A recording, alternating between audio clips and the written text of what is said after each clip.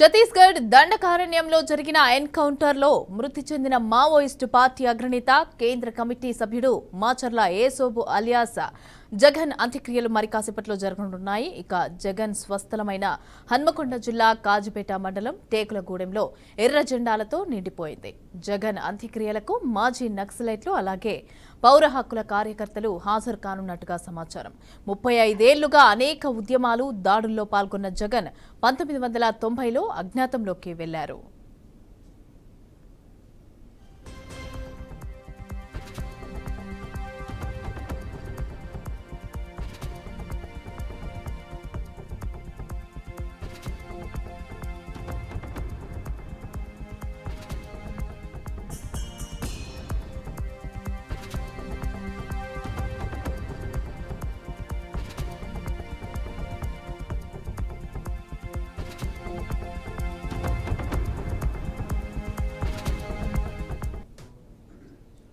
Right, 1990లో అజ్ఞాతంలోకి వెళ్లిన Jagan alias Yesobu అయితే మరణించారు ఎన్కౌంటర్లో. అయితే దీనికి సంబంధించి ఆయన అంత్యక్రియలు అయితే జరుగుతున్నాయి. అక్కడ దీనికి సంబంధించి పూర్తి డీటెయిల్స్ మా ప్రతినిధి భాస్కర్ అందిస్తారు. భాస్కర్,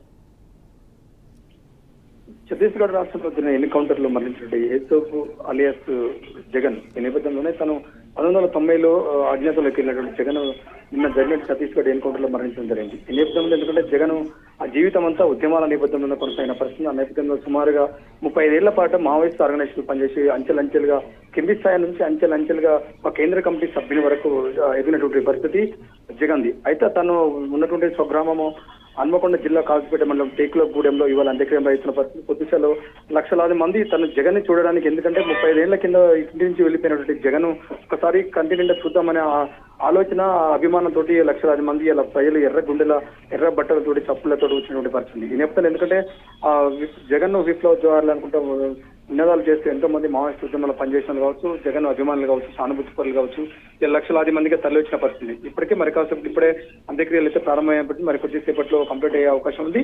ఇప్పటికే మాజీ నక్సలైట్లు కావచ్చు, తనటువంటి అగ్రనేతలంతా హాజరైన పరిస్థితి. ఈ నేపథ్యంలో ఇప్పటికైతే ఎలాంటి అవాంఛనీయ సంఘటన లేకుండా పూర్తి స్థాయి అంత్యక్రియ కంటిన్యూ అయిన పరిస్థితి ఉంది. Right, thank you Bhaskar.